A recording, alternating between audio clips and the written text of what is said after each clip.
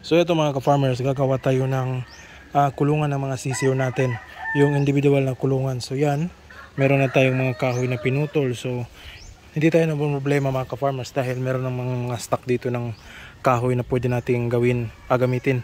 Kaya masasayang yung mga kahoy natin kapag hindi natin gamitin, kaya gagawa na lang tayo ng kulungan. So ito yung mga paa ng ating kulungan, bali double deck ito yung gagawin natin.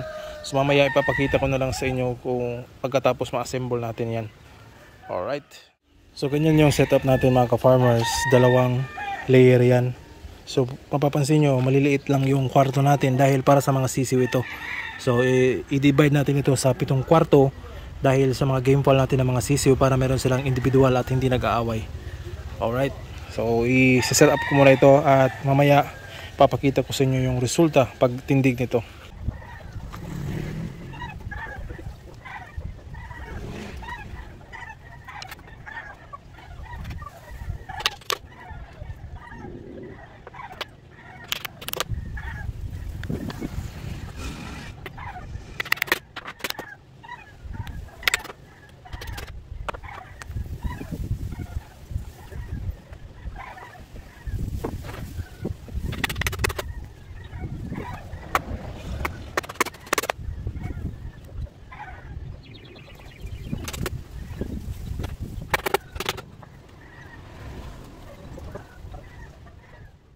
Farmers, tapos na itong isang layer dito, yung iba hindi pa. Siguro bukas ko na ito tatapusin dahil magpapakain pa tayo ng manok. So yan yung ating kulungan. So ito yung sahig, lalagyan natin na yan ng net, yung screen na galvanize, yan yung ilalagay natin dyan. Tapos ito yung pangalawang sahig at dito yung mga sisiw natin. So yan, 7 kwarto, 1, 2, 3, 4, 5, 6, 7. So bali 14 na kwarto ang malalagay dito. Alright. So bukas na siguro ito matatapos or tatapusin dahil kulang din sa mga materyales. Bibili pa ako ng galvanized screen. Although meron tayong natira doon pero kasya lang dito sa ilalim. So kung mapapansin nyo rin, ganito rin yung sukat o laki, medyo may kaliitan yung kanilang kwarto dahil yung screen natin yung tamang sukat, yung extra na screen natin para magamit, yun na lang na ang kinuhaan natin ng sukat. So tamang lang ito sa mga sisiw na 1 month to 2 months old. Pwede pa nga ito malagyan ng 3 months pero depende sa laki ng mga sisiw. So pwede na tayong maglagay dito dahil yung mga sisiw natin na mga lalaki, usually nag-aaway sila kapag darating na sila ng 1 buwan or 2 buwan. Hindi naman natin sila pwedeng i-range kaya dito natin nilalagay. So individual sila dito. So sa ganun ding pamamaraan ay makakakain sila ng patas. Alright. So ang ginamit pala natin dito mga ka-farmers ay ito, yung tech screw. Ito ay sa bubong. So ito marami kasing sobra yung nagpagawa kami ng bubong. So maraming sobra kaya ito yung ginamit natin. So ang kagandahan dito mga ka-farmers kumpara sa pako ay hindi ito agad matatanggal. So yan yung, so hanggang dito yung aabot yung ating screw. Kasi pako kasi yung gamitin natin mga ka-farmers kapag naka-set na dyan, may tendency kasi na matatanggal dahil yung pako wala kasi silang ganito yung groove. So mabilis matanggal pero ito hindi ito mabilis matanggal. So yun yung isa sa mga idea natin kung bakit natin naglagay tayo ng ganito. So para hindi mabilis masira yung ating kulungan at hindi matanggal agad. So napakatibay yung ginawa natin. So mura lang naman ito mga ka-farmers kung ito yung gagamitin natin. At meron lang tayong ito, drill para malagay natin ito. Alright. So mga ka-farmers, meron tayong bisita ngayon, si Ronald at si Archie, pinsan? Pinsan. So pinsan niya, so bumisita siya dito mga ka-farmers dahil kukuha lang siya ng mga idea o gusto niyang magpa-farming pero hindi pa sa ngayon dahil wala siyang area. Yes, So tatanungin natin si Sir Ronald ngayon kung ano ba ang nagustuhan niya dito sa pagpa-farming. So, Sir, anong nagustuhan natin dyan or anong mga plano natin sa buhay? Ang nagustuhan ko sa farming dahil yun, hilig ko dahil nung simula pa nung bata pa ako nung nasa elementary high school, so yun na yung nakalakihan namin. At syempre nang parang ulis kang nasa nature, nasa labas, maka kuha ng first na hangin, Sariwang hangin. Sariwang hangin. At saka kanina nag chicken talk kami dito.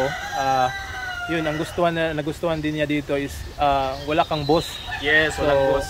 hawak mo yung oras mo. Yes, yes. Walang mag-uutos sa iyo na gawin mo ito. Kumusta yung output diyan? Yes, tama. Actually, noon kasabay kami sa isa kaming department noon sa trabaho eh. So ito, isa kaming sa BPO company na pinagtrabahuan ko. So magkakilala kami doon at nasa ibang department lang siya pero sa isang department kami pero ibang section yung ibang level yung sa kanya. Yes. So yun, nauna siguro akong nauna ka. nag-resign sa kanya. Nauna akong mag-resign. Una ka? Yes, 2014. Una. So ako 2018, 2019 pa ako pero una kang nakapasok sa Bimising. sa SPI. Una ako nakapasok tapos ito Mga 2010. pero nauna ko pa siyang 2012. So yun, nagkakatuwaan kami dahil yun na nga sa nature ng trabaho namin doon sa BPO company. Yes, Actually wala na siya doon. So hirap talaga nung nandun pero masaya. Pero so ngayon nandito na ako sa farming at siya gusto na ring gusto na ding meron ding farming zone. Pwede ding i-share sa inyo. So ayun, chicken talk mo muna kami ngayon dahil humihingi siya ng mga idea kung alin ba yung mas magandang negosyo. So sa Game Fall ba or dito sa mga heritage chicken? Yes, tama. Dahil undecided pa kung saan ako papasok, sa Game Fall ba or sa heritage, pero sa Game Fall kasi medyo tagilid or alangan. Hindi, I mean kuan siya kanang hilig. Parang hilig. Pero syempre hindi tayo focus sa sa sugal. Doon tayo sa business na side. Business na side ang focus namin. So same din sa kanya, mahilig din tayo sa game fowl kaya nagkakaintindihan kami kung magkakausap kami about sa mga manok. Yes. Man na nako ng kuana.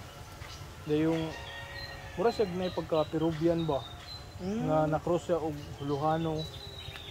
So munang lahi ra siya dito. Pero sa iyahang resulta aning iyahang mga bay kuan siya nang sige nang gapangitlog ba? Nya mulumlum. Munay nakanindot. Munay parehas resulta ko dato iyaha. Ni-testing ra ko nga mo breed. Pareha aron makapagawas kung usa gud siya. Wala na ko nga ni agkatong palit na nakita niya dito. Anak, tingala gani ko nay gawas. Pero mga pila ka kilo po iyahang kuanan, iyahang mga butuan ni. Kan dagko Kato. O kanang usa. Ang bayar din mo gid may no? O dili dagko gyud na siyang bayiha. Pero mas dagko gud ang buto anong laki. Dagko ang laki. So ito mga ka-farmers, ang haba ng aming mga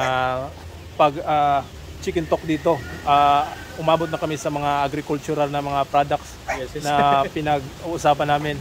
So umabot kami sa kalamansi, umabot kami sa puno ng niyog, sa mga mangga at kung anong mga opportunity na pwede naming pag-incomean dito sa madami talagang opportunity sa farming. So yan siya na mismo na hindi lang sa manok. So hindi lang sa manok mga ka-farmers ang opportunity o makakapera tayo. So meron din sa ibang mga halaman, mga puno, pwede tayong maka-income. So ito ang ating kaibigan, salamat sa pagpunta dito. Salamat din bro sa mga inspirasyon ng mga messages. At least na-inspire kami kung ano yung papasukin namin. So baka soon materials na yung bibili namin sa iyo. So meron na silang idea kung paano o aling mga manok yung gusto nilang i-avail o aling mga manok yung sisimulan nila sa kanilang journey sa pag-ninegosyo about sa farming. Yes. Alright. So shout out. Shout out. Shout out Archie. Wala. Shout out. Wala mo din. So yun, naka-message wala. Follow mo lang kung ano yung gusto mo. So yun, kung anong gusto nyo, kung ano yung mga tinitibok ng puso nyo dyan, ano yung mga nasa utak nyo na gusto nyong gawin, sundin nyo lang. Baka yun na ang susi kapag mamilyonaryo kayo. Yeah. Ito, milyonaryo na ito. Di ba? So yun, maraming salamat. Maraming salamat guys. Thank you sa pag-accept dito. Salamat. Na-include kami sa vlog. Alright. First time. First time. Alright. Sige. Thank you. Bye.